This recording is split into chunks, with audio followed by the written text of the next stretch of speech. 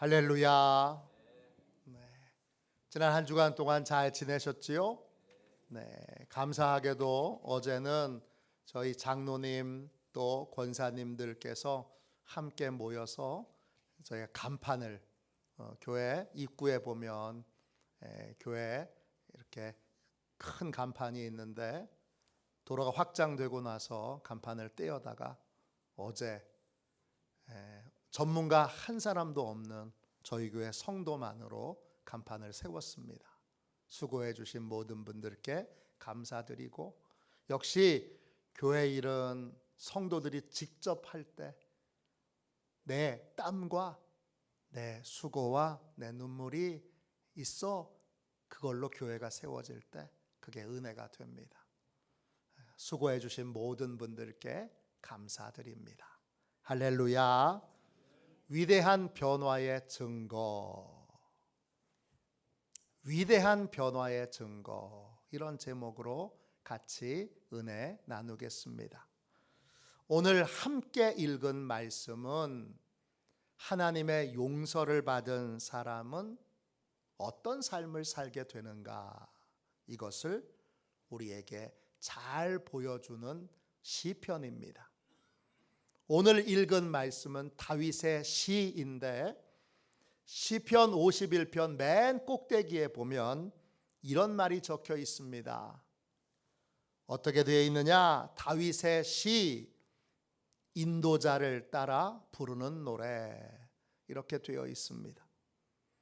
다윗의 시 할 때 그 시는 우리가 아는 일반적인 시가 아닙니다.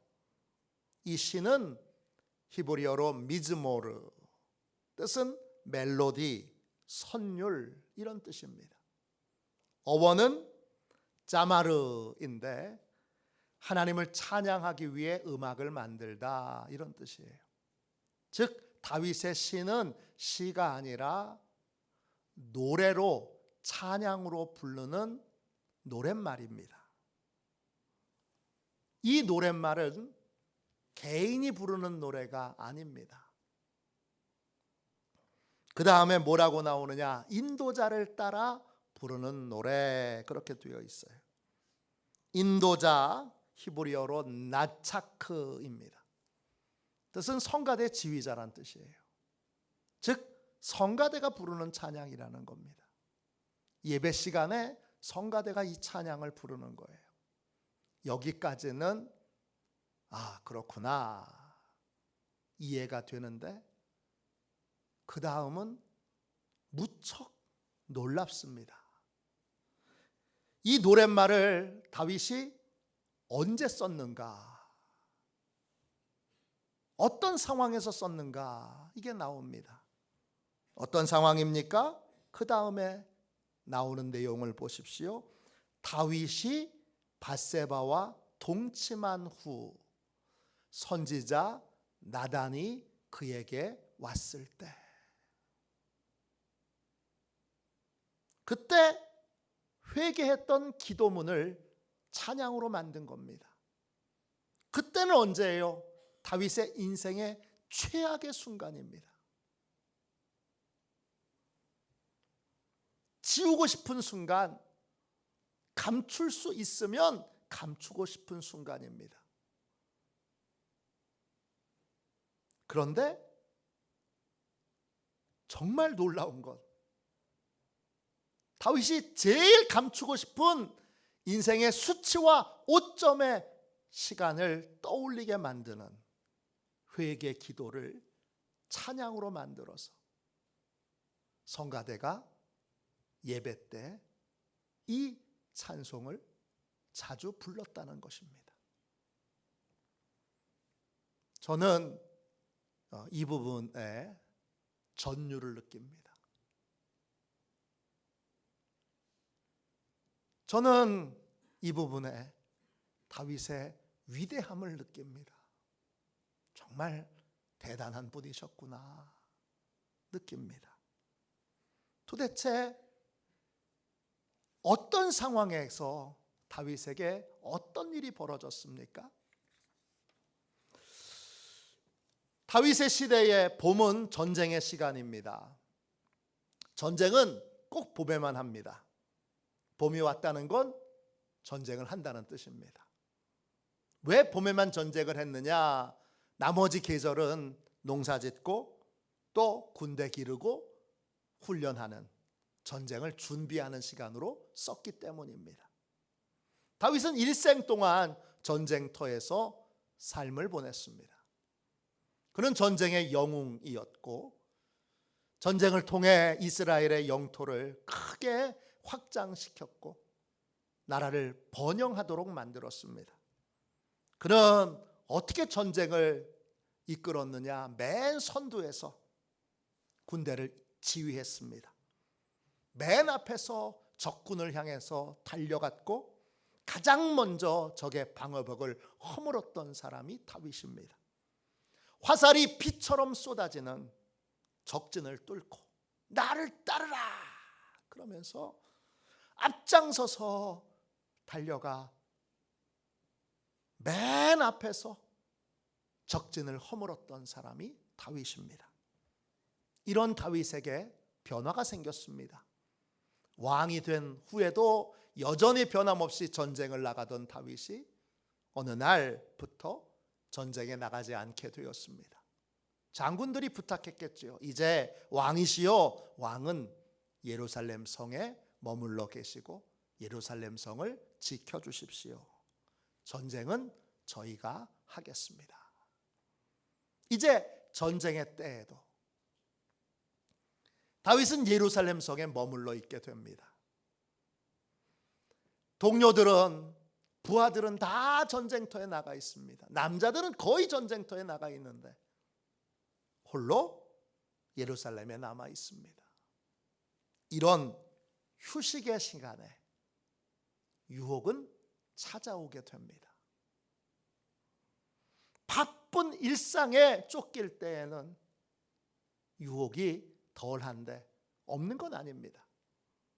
그런데 바쁜 일상에서 벗어나 휴식을 취하는 시간에 어김없이 유혹은 찾아옵니다. 다윗은 왕궁 옥상을 거닐고 있었습니다. 왕궁의 옥상은 예루살렘에서 가장 높은 곳입니다. 그래서 옥상에 서면 예루살렘 성의 모든 집들이 한눈에 다 보입니다. 옥상을 거닐다가 다윗은 한 여인이 목욕하는 장면을 보게 됩니다. 짧은 순간이었는데 다윗은 순식간에 그 여인에게 반해버립니다. 여인이 누구인지 은밀하게 알아보게 합니다. 그 여인은 다윗의 충성스러운 부하인 우리아의 아내입니다. 남의 아내였고 또 충성을 다하는 부하의 아내였습니다. 이때 다윗은 멈췄어야 했습니다. 그런데 그 순간 욕망 때문에, 끓어오르는 욕망 때문에 다윗은 하나님을 잊어버립니다. 하나님을 두려워하는 마음이 사라지고 순간 어떻게 되겠지 하나님을 우습게 여기는 마음을 갖게 됩니다. 그는 하나님을 무시하고 하나님이 주신 권력을 자기의 욕망과 욕구를 채우는 데 불법으로 사용합니다. 아무도 모르게 밧세바를 왕궁에 초대합니다. 다윗과 밧세바는 왕궁에서 동침을 합니다. 모든 일은 은밀하게 비밀스럽게 진행됩니다. 처음부터 끝까지 아무도 못 봤습니다. 이를 완벽하게 잘 끝냈다 생각하고 안심하고 다윗은 밧세바를 집으로 돌려보냅니다. 아무도 모르게. 다윗은 미래를 즐겼다 생각합니다. 그러나 하나님은 은밀한 중에 모든 것을 보고 계셨습니다. 마태복음 6장 4절입니다. 은밀한 중에 보시는 너희 아버지께서 갚으시리라. 하나님은 모든 걸 은밀하게 보고 계십니다. 그래서 선행도 갚으시지만 악행도 갚으십니다. 아무도 모르겠지, 그런 건 없습니다. 사단이 아무도 몰라, 그런 말을 해도 속지 마십시오. 하나님이 보고 계십니다. 하나님이 은밀한 중에 모든 것을 다 보셨습니다. 이젠 아무 일도 없이 잘 완벽하게 모든 일이 끝났다 생각했는데 그렇지 않습니다. 며칠 후 다윗은 밧세바의 전가를 받습니다. 내용은 밧세바에게 아기가 생겼다는 것입니다. 다윗의 예상은 빗나갔습니다. 아무도 모를 것이라 생각했는데 사단에게 속아 넘어간 순진한 생각이었습니다. 어리석은 생각이었습니다. 어리석은 착각이었습니다. 단 하룻밤의 불륜이었는데 그것으로 아기가 생겼습니다. 그 아기로 다윗의 범죄는 만천하에 드러나게 생겼습니다. 그때 다윗은 즉시 회개했어야 합니다. 그때 다윗은 자기의 죄를 인정하고 즉시 죄에서 돌이켰어야 했습니다. 그러나 다윗은 자신을 믿고 신뢰하는 사람들에게 실망을 주는 것이 두려웠습니다. 그래서 다시 자신의 죄를 더 철저하게 숨기기로 결정합니다. 그는 우리아를 전쟁터에서 불러서 밧세바와 동침을 시키려고 합니다. 그런데 이 계획도 실패합니다. 왜냐? 우리아는 다윗이 생각했던 것보다 훨씬 더 충성스럽고 신의를 지키는 신하였습니다. 그는 치열하게 전투를 벌이고 있는 동료들이 있는데 자기 혼자만 집에 들어가 아내와 동침할 수 없다, 그렇게 고백하고 밖에서 잠을 자다가 전쟁터로 다시 돌아갑니다. 재밌는 건, 또 슬픈 건, 다윗은 우리아의 진실한 충성에 분노합니다. 그리고 당황합니다. 하나님은 다시 우리아의 충성심을 통해 다윗을 회개의 자리로 부르셨습니다. 그러나 다윗은 회개하지 않고 또다시 더 깊이 죄를 숨기는 길을 선택합니다. 이번 계획은 잔인합니다. 우리아를 전쟁 중에 죽게 만드는 것입니다. 죄는 죄를 낳습니다.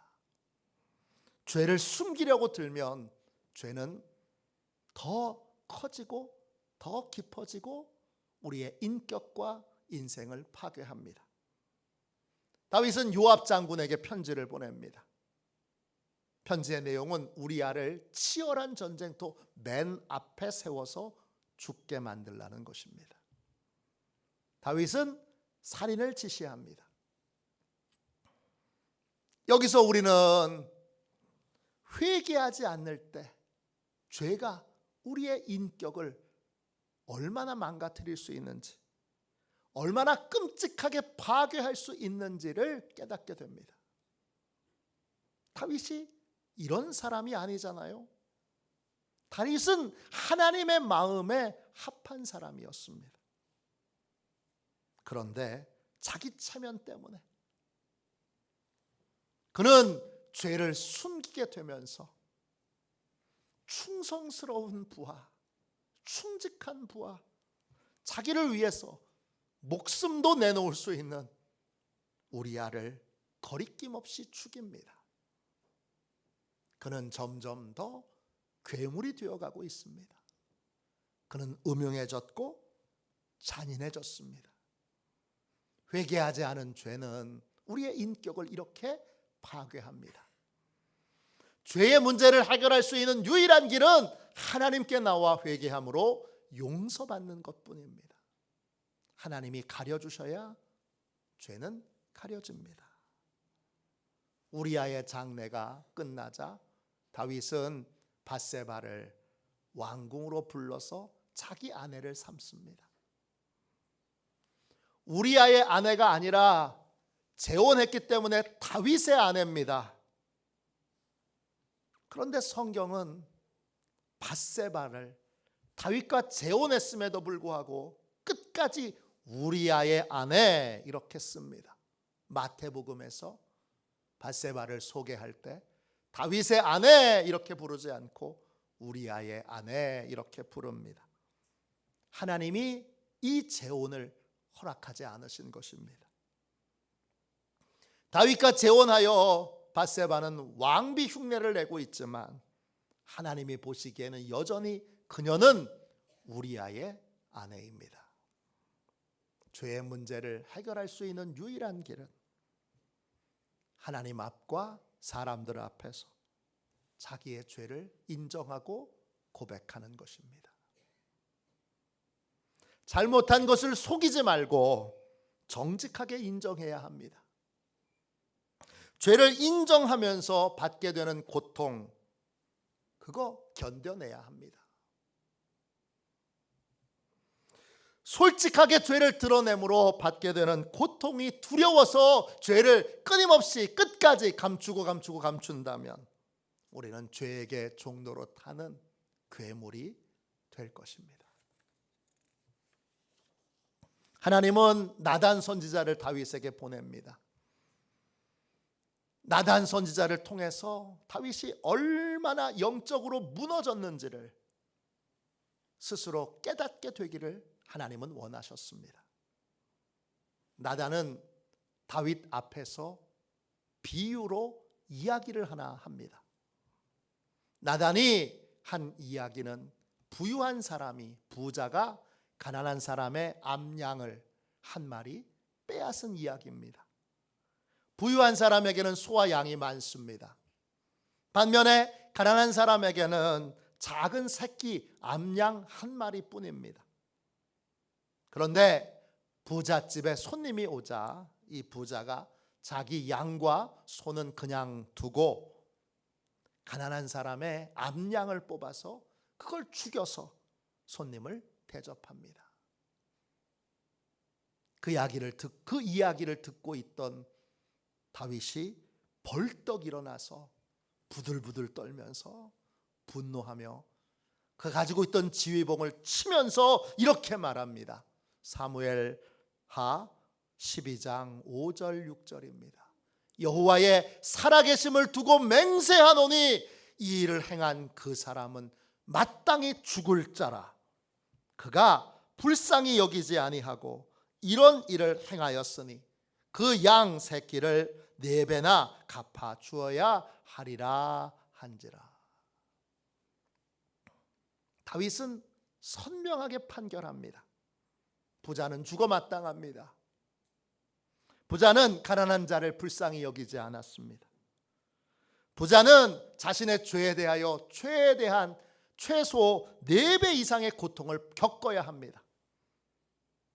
나단은 정의를 외치면서 부들부들 떨고 있는 다윗에게 이렇게 말합니다. 사무엘하 12장 7절입니다. 당신이 그 사람이라. 당신이 그 부자요. 이 한마디에 다윗의 이중적인 기준은 무너져 버립니다. 이제 더 이상 다윗은 죄를 숨길 수 없습니다. 다윗은 자기 자신을 향하여 죽어 마땅한 놈이라고 그렇게 선고를 내렸습니다. 비로소 다윗은 자신의 죄를 제대로 볼 수 있는 눈이 열리게 됐습니다. 그때 자신의 죄를 돌아보며 통렬하게 회개했던 기도가 바로 시편 51편입니다. 다윗은 눈물로 회개합니다. 하나님은 그 다윗을 용서하십니다. 하나님께 용서받은 다음 다윗은 용서받기 이전과는 전혀 다른 삶을 살아가게 됩니다. 그에게 용서받은 자의 변화의 증거가 나타납니다. 하나님께 용서받기 전에 다윗은 자기 죄는 감추고 다른 사람의 죄는 들춰내고 폭로하고 그리고 정죄하는 삶을 살았습니다. 자기의 죄는 다 철저히 감추고 남의 죄만 들춰내는 인생을 살았습니다. 그런데 하나님께 용서받고 나서 그는 정반대의 삶을 삽니다. 자기의 죄와 허물은 거침없이 폭로하면서도 다른 사람의 죄와 허물은 덮어주고 감싸주는 정반대의 삶을 살아갑니다. 이런 삶을 베드로 사도는 이렇게 설명했습니다. 베드로전서 4장 8절입니다. 무엇보다도 뜨겁게 서로 사랑할지니 사랑은 허다한 죄를 덮느니라. 하나님께 용서받은 사람은 자신의 죄는 거침없이 폭로합니다. 반면 다른 사람의 죄는, 다른 사람의 허물은 덮어주고 감싸주고 숨겨줍니다. 하나님께 용서받은 사람에게 나타나는 분명하고 확실한 변화의 증거는 이것입니다. 어느 목사님께서 주변 사람들에게 너무 상처를 많이 받고 이런 철없는 기도를 드렸습니다. 하나님, 제 주변에 미운 사람들이 다 사라지게 해주세요. 목사로서 할 수 없는 기도를 드렸지만 놀랍게도 하나님이 그 기도에 응답하셨습니다. 그러나 목사님의 기대대로 응답하신 건 아닙니다.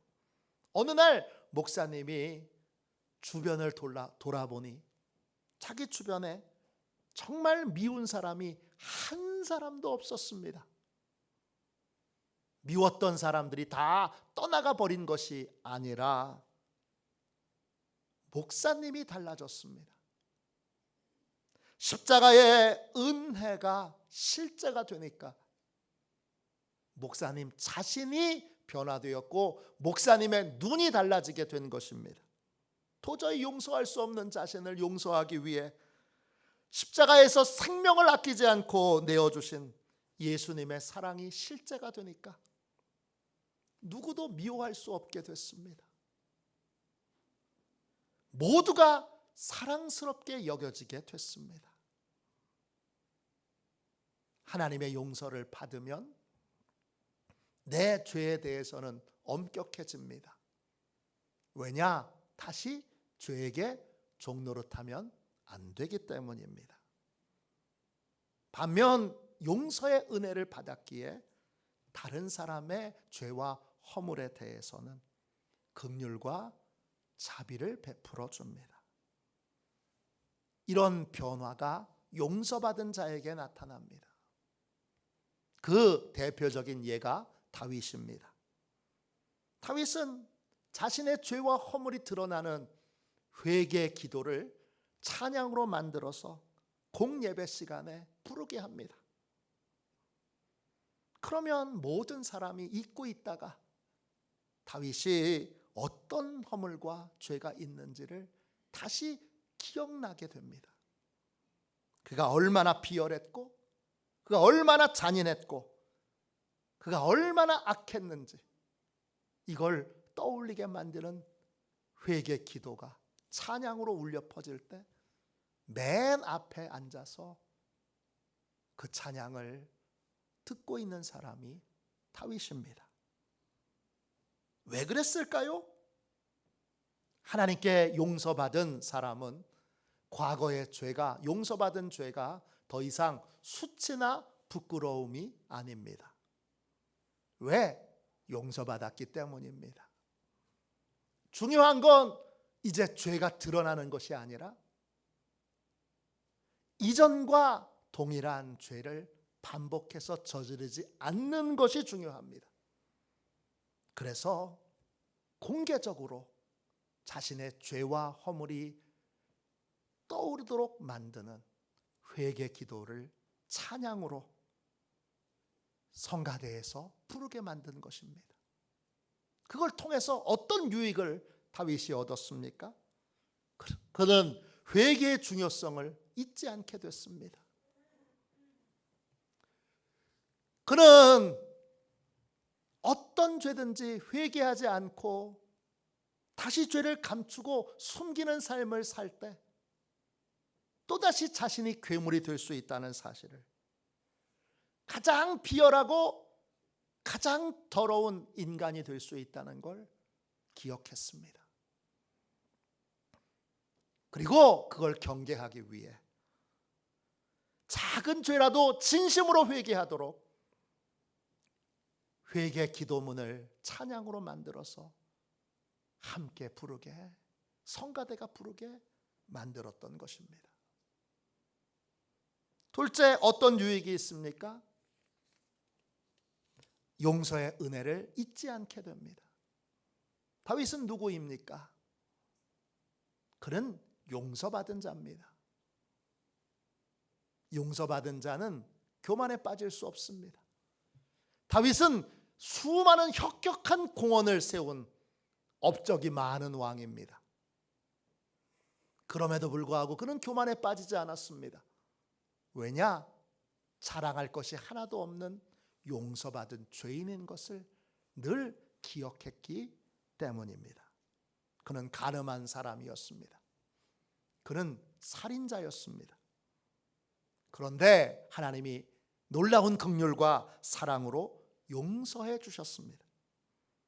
다윗은 이 놀라운 용서의 은혜를 잊지 않기 위하여, 용서의 은혜를 잊고 교만에 빠지지 않기 위하여 회개 기도문을 찬양으로 만들어서 계속 울리게 만들었던 것입니다. 용서의 확신이 없었기 때문에 이렇게 한 것이 아닙니다.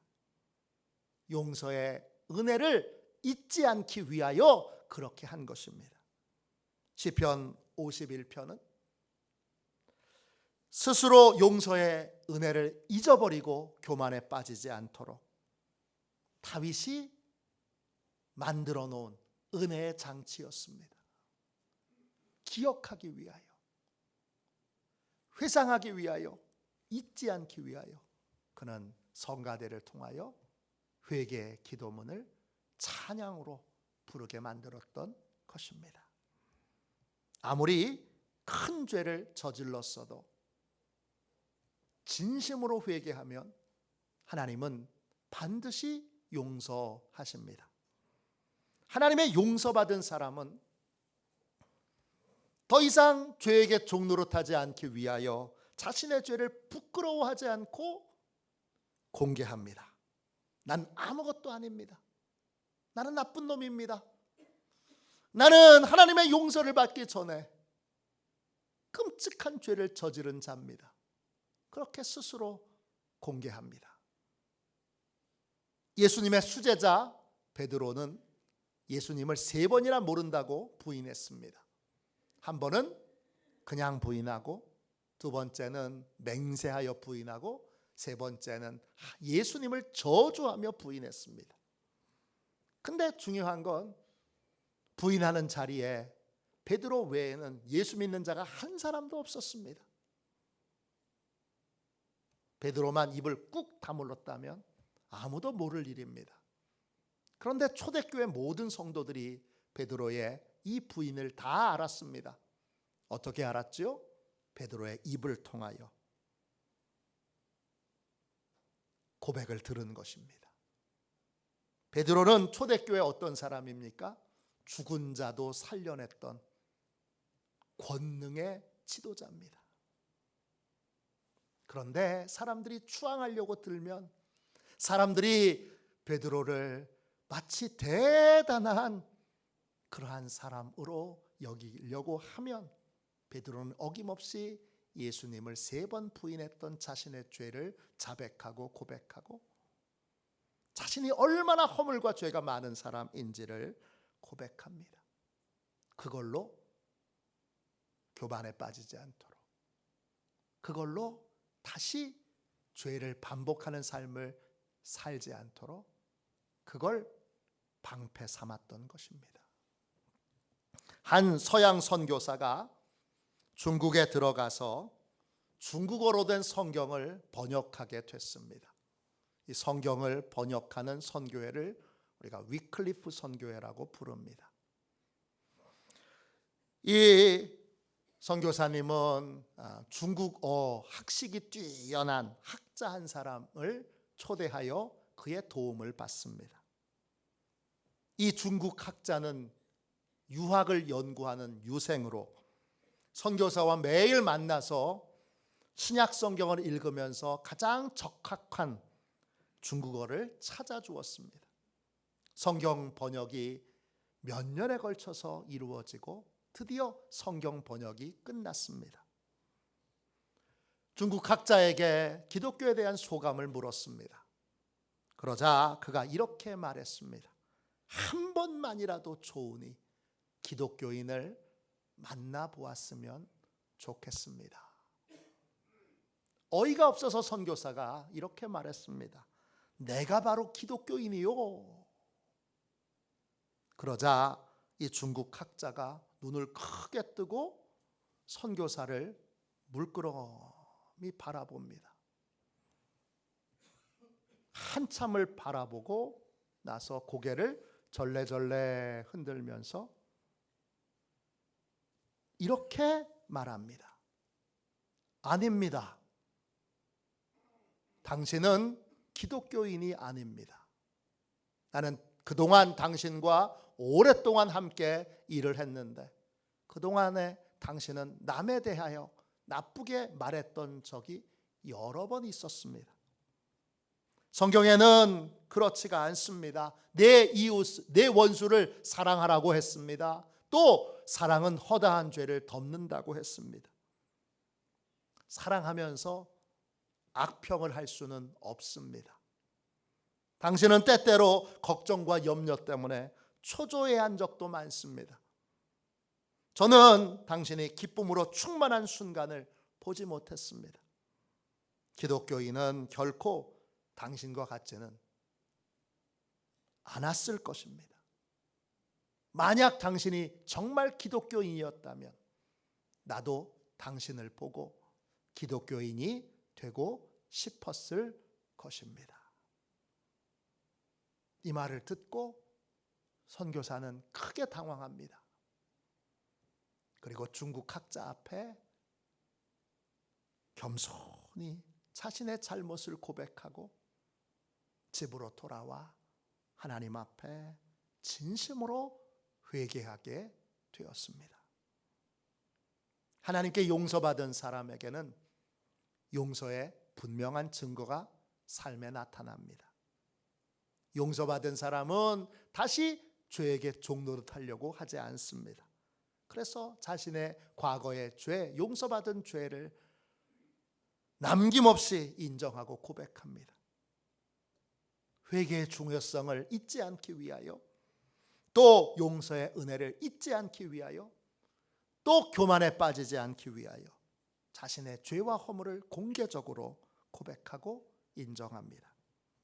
동시에 하나님의 사랑이 흐르기에 그는 다른 사람의 허물과 죄를 덮어주고 감싸줍니다. 예수님께서 내 죄를 십자가의 사랑으로 용서해 주신 것처럼 다른 사람의 허물과 죄를 예수님의 사랑으로 덮어줍니다. 우리는 전부 다 용서받은 사람입니다. 모두 용서의 증거를 가지고 있어야 합니다. 용서의 증거가 삶에 나타나야 합니다. 용서의 증거는 다른 것이 아닙니다. 내 죄는 다 공개하고 남의 죄는 덮어주고 감싸주고 숨겨주는 것입니다. 정반대의 삶, 그 삶을 사는 것이 바로 용서의 증거입니다.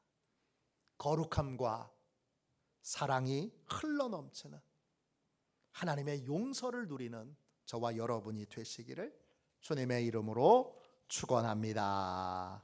이 시간 우리 함께 찬송가 259장을 박수치면서 1절만 두 번 찬양하고 오늘 하나님이 주신 말씀을 통해서 주신 은혜를 붙들고 우리 간절히 기도하도록 하겠습니다.